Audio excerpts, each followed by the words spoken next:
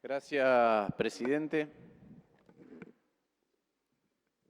Hoy es un día de asombro permanente, porque escuché tantas argumentaciones de que esto no se debía tratar hoy porque había que profundizar, y ahora que tenemos que debatir hay solo 5 oradores. Entonces teníamos que profundizar el debate sobre esta cuestión y no hay debate. La verdad que es muy llamativo. Primero, es increíble que estemos otra vez con este tema que hace casi un año tratamos en este mismo Senado, ¿sí? El 22 de agosto del 2024 tratamos la media sanción que venía de diputados, que se había aprobado por 2/3 y que tenía 13 artículos que hacían algo muy concreto.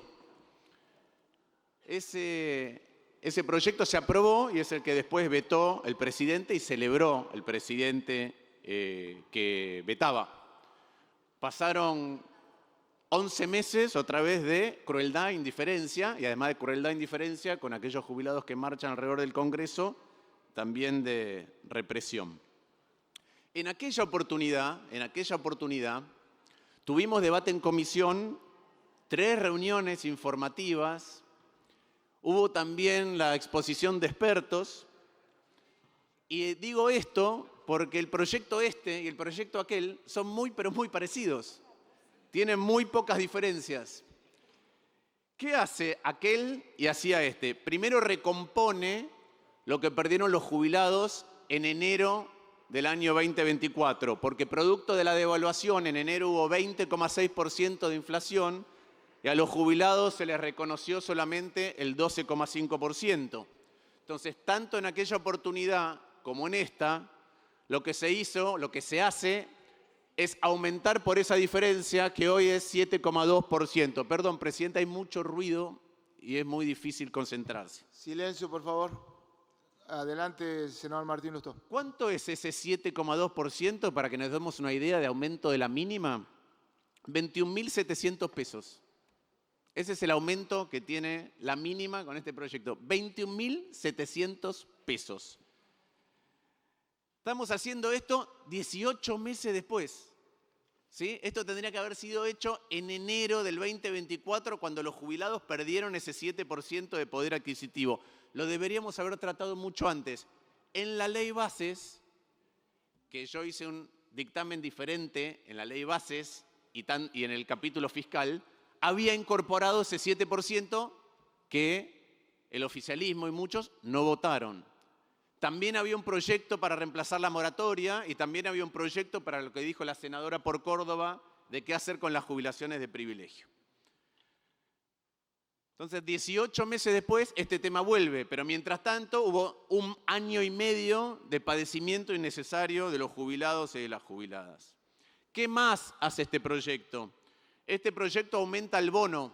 ¿Por qué aumenta el bono? Porque el bono se estableció en 70.000 pesos en marzo del 2024, pero cuando uno mira la inflación del 2024 acá, perdió el 40% del poder adquisitivo el bono. Si uno ajusta el bono por inflación del marzo de 24 a hoy, da 116.000 pesos de bono, estamos poniendo 110.000. Ni siquiera la recomposición del bono producto de la inflación. Entre las dos cosas, los jubilados van a percibir 62.000 pesos más. 62.000 pesos más. Y yo dije que perdieron poder adquisitivo. De hecho, desde que arrancó mi ley perdieron 7% de poder adquisitivo. Pero desde el año 2017 los jubilados perdieron 50% de poder adquisitivo en la jubilación mínima. 50%. Hoy, con las jubilaciones, compran la mitad de lo que compraban en el año 2017, hace 8 años. Inclusive, si uno considera el bono, perdieron 33% del poder adquisitivo. Compran 2/3 partes de lo que compraban en el 2017. Perdieron 1 de cada 3 pesos de poder adquisitivo. Pero eso es solo si uno lo compara con la inflación. La inflación del año pasado fue del 118%. Ahora voy a decir cuánto subieron otras cosas. Los medicamentos subieron 361%. El alquiler subió 263%. La electricidad en la Ciudad de Buenos Aires subió 350%. El gas en la Ciudad de Buenos Aires subió 550%. Los trenes y colectivos subieron entre 7 y 8 veces. La parte que el afiliado de PAMI, cuando va a la farmacia a pagarse, la parte que se tiene que hacer cargo, subió del 15 al 27%, subió un 80%. Y además hubo una reducción a solamente 4 de la lista de medicamentos totalmente gratuitos y solamente para aquellos que cobran una mínima y media. Eso es lo que le pasó a los jubilados. Estamos diciendo 62.000 pesos. Eso es lo que le pasó a los jubilados en la Argentina. E insisto, les viene pasando de hace mucho, porque es medio gobierno de medio gobierno de Macri y el gobierno entero de Alberto Fernández, para ver que cayó 50% en poder adquisitivo la jubilación mínima. Como dije, desde que arrancó este gobierno, la caída es de 7% y eso es lo que se le está recomponiendo. Hoy los jubilados explican 1 de cada 8 pesos de baja del gasto en la Argentina. 1 de cada 8 pesos que hubo de baja del gasto en la Argentina se lo cargaron los jubilados. Y representan 1 de cada 4 pesos de mejora del resultado fiscal. Cuando dicen, hicimos el mayor ajuste de la historia y conseguimos superávit primario, 1 de cada 4 pesos que ajustaron ahí, lo ajustaron los jubilados. El proyecto hace esto. Nada más ni nada menos que recomponer lo que perdieron, no en los últimos 8 años, desde enero del 24. Y agrega una cosa más que ya tenía el proyecto anterior, que ya tratamos en este recinto, que es la compensación rápida, de acuerdo a la ley, a las cajas provinciales no transferidas. ¿Qué no tiene este proyecto que el otro sí tenía? El otro tenía una garantía de que las jubilaciones mínimas iban a ser de 1,2 veces la canasta básica. Este no lo tiene. Tiene un aumento, pero no tiene ese. Es decir, si la canasta mañana subiera mucho más, no tiene eso. Es decir, este proyecto es más modesto que el anterior. ¿Qué no tiene este proyecto cuando escucho hablar de jubilaciones de privilegio? Porque el gobierno en un momento se llenó la boca diciendo que eliminaba las jubilaciones de privilegio, pero no eliminó ni una. Lo único que hizo es eliminarlas de presidente para adelante, presidente y vice para adelante, pero para atrás no eliminó una sola de lo que se llaman regímenes especiales o diferenciales. El proyecto anterior que teníamos, y también lo había incluido en mi dictamen de la ley de bases y el paquete fiscal, decía que había que hacer un análisis de cuánto costaba y cuánto era si privilegio con respecto a los que están en el régimen general. Recordemos que cuando hablamos del régimen general en la Argentina, la ley 24.241, menos de la mitad de los jubilados y jubiladas están en ese régimen. Entonces, esa es la circunstancia. Esas cosas este proyecto no las tiene. ¿Qué tiene este proyecto que el otro no tenía? Fuentes de financiamiento. ¿Cuáles son? La primera, la eliminación de 2 exenciones tributarias, IVA y ganancias en casos muy específicos. Gasto tributario. Cuando alguien dice gasto tributario es lo que se deja de recaudar porque alguien no paga el impuesto igual que el resto de los ciudadanos en las empresas en la Argentina. El gasto tributario en la Argentina es varias veces lo que le vamos a dar de aumento a los jubilados, el costo fiscal. Varias veces. Algo que el gobierno no solamente no quiere tocar, sino que inventó un nuevo gasto tributario que se llama RIGI, que bajó el IVA, que bajó ganancia, que bajó ingresos brutos, que bajó débitos y créditos. Inventó un nuevo, que eliminó retenciones para esos. Ahí hay gasto tributario nuevo creado. Después el gobierno se pregunta de dónde sale el dinero para pagar a los jubilados. Dejen de bajar impuestos a otros. Recordemos también que en la ley bases y el paquete fiscal se hizo una rebaja para los más ricos entre los más ricos. Un régimen especial que se llama régimen especial de impuestos a los bienes personales, que eran rebajas de hasta 2,5 veces lo que pagaba alguien con el mayor nivel de patrimonio en la Argentina. Y que además hizo un blanqueo que fue gratuito. Alguien que blanqueó en el 2016 con Macri, que blanqueó con Alberto Fernández, podía volver a blanquear y después decidir que no pagaba o que pagaba un régimen de ingresos, de bienes personales mucho menor al que existía y además congelar eso por 15 años. Entonces, para los jubilados hay ajuste, pero para las empresas del RIGI hay baja de impuestos y para los más ricos, entre los más ricos, hay baja de impuestos. Voy a aprovechar, porque ya tuvimos un enorme debate sobre el orden de la sesión y un enorme debate reglamentario, para tratar algunos de los otros temas. Así acortamos la sesión y le podemos dar certidumbre a todos aquellos que están esperando certidumbre. El gobierno dice, no hay plata. Una de las cosas que vamos a votar hoy es la insistencia en el veto a la ayuda a Bahía Blanca. Voy a decir algo que dije ese día en comisión. La ayuda que el presidente veta son 200.000 millones de pesos. Voy a nombrar 3 programas. Hay un programa que se llama Programa de Apoyo a la Infraestructura Hidráulica, hay otro que se llama Apoyo de la Expansión a Obras para la Adaptación al Cambio Climático Extremo y hay otro que se llama Programa de Desarrollo de la Infraestructura Hidráulica. Hay programas y subprogramas. Entre los 3 hay 1.447 millones de pesos, 27.500 millones de pesos y 74.651 millones de pesos. ¿Cuánto se ejecutó de eso? Menos del 20%. En el año 2024. Y si yo agarro esos 100.000 millones de pesos y los traigo por la inflación del 2024 al 2025, hay 200.000 millones de pesos sin ejecutar para cosas específicamente como le pasó a Bahía Blanca o a Santa Fe, específicamente para eso. Entonces, hay plata, solo que no la ejecutan. ¿Cuánto gasta YPF en publicidad? Ya lleva gastados más de 100.000 millones de pesos, la mitad de lo que necesita Bahía Blanca. Entonces, hoy vamos a defender YPF, pero por otro lado, YPF gasta en publicidad la mitad de lo que necesita Bahía Blanca. Obviamente que voy a acompañar la insistencia de la ayuda a Bahía Blanca. Y la verdad que es justa la recomposición a los jubilados. Es justa, pero es poquísima. Acá los jubilados marchan desde hace años y años y años, tratando de ¿qué? De contar qué es lo que les pasa, de manifestar en un lugar y de llamarnos la atención a nosotros diciendo, por favor, atiendan lo que me ocurre. Nunca cortaron calle, nunca molestaron a nadie. Ahora lo que pasa es que a esos jubilados que tratan de alertar sobre esta situación se los reprime salvajemente. ¿Por qué? Porque es la primera vez que veo un gobierno que cuando ajusta un sector encima se burla del sector. Nunca vi eso.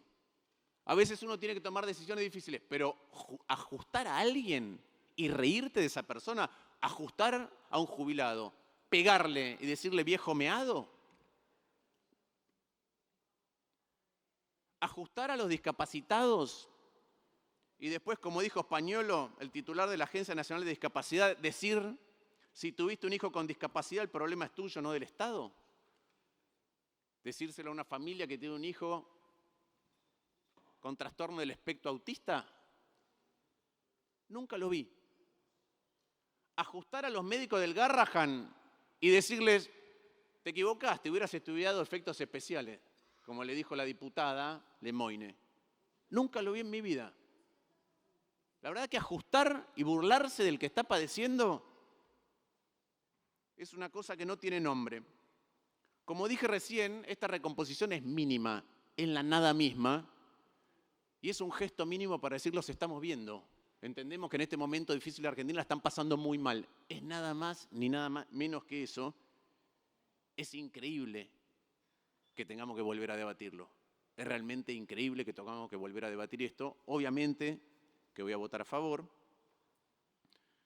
Con respecto a la moratoria, ya lo adelantó la senadora Tagliaferri, cuando las AFJP estaban de moda hace mucho tiempo, escribí un libro explicando por qué eran malas, no solamente desde el punto de vista técnico, sino desde el punto de vista social. Desde el punto de vista técnico van a llevar a insolvencia, desde el punto de vista social queda un montón de gente afuera con la 24241 porque pide un doble requisito que es la edad y la cantidad de años de aporte en un contexto donde ese modelo tendió al desempleo, donde la gente entra y sale, si tiene suerte vuelve a entrar y porque hay mucha informalidad cada vez más grande. Y proponía, porque creo que lo dijo el senador Recalde, todos los sistemas provisionales del mundo no se sustentan solamente con el componente contributivo. Todo aquel en la Argentina que aunque esté en negro o no esté trabajando, compra cosas, está pagando impuestos, entonces no es solamente un tema de solidaridad, le corresponde tener algo. Le corresponde tener algo. Y por eso en su momento proponía que existiera una pensión universal a la vejez que después se llamó PUAM. Ahora, también sé que hemos hecho un montón de moratorias mal calibradas, injustas, pero que todo el mundo tiene que estar adentro del sistema. Todo el mundo tiene que estar adentro del sistema y saber que cuando viene la etapa en que deja de estar en el mercado laboral, puede vivir. Como mínimo, saber que tiene un ingreso. Creo que la resolución es distinta, como lo decía la senadora Tagliaferri, porque si no las moratorias también se utilizan políticamente y se dan un año antes de las elecciones y no está bueno jugar con el sistema previsional que después cuando uno lo descalibra genera unos problemas grandísimos.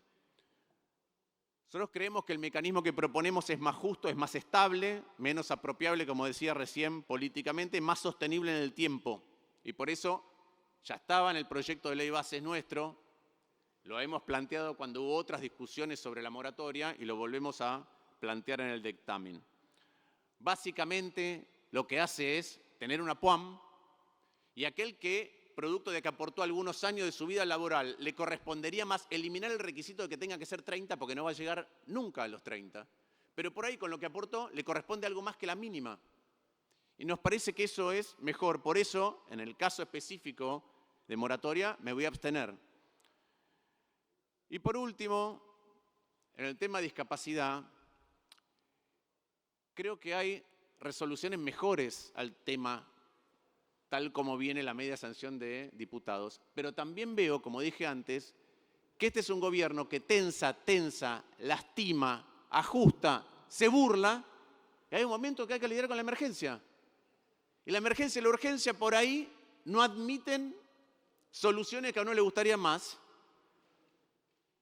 pero también que el sector entero, ¿sí?, desde aquellos que tienen una discapacidad y sus familias, hasta los prestadores y los profesionales, no dan más, y los que arbitran en el medio, no dan más y necesitan tener un poco de tranquilidad para llevarle un poquito de alivio a aquellas familias que atraviesan una situación que por ahí ninguno de nosotros nos podemos imaginar.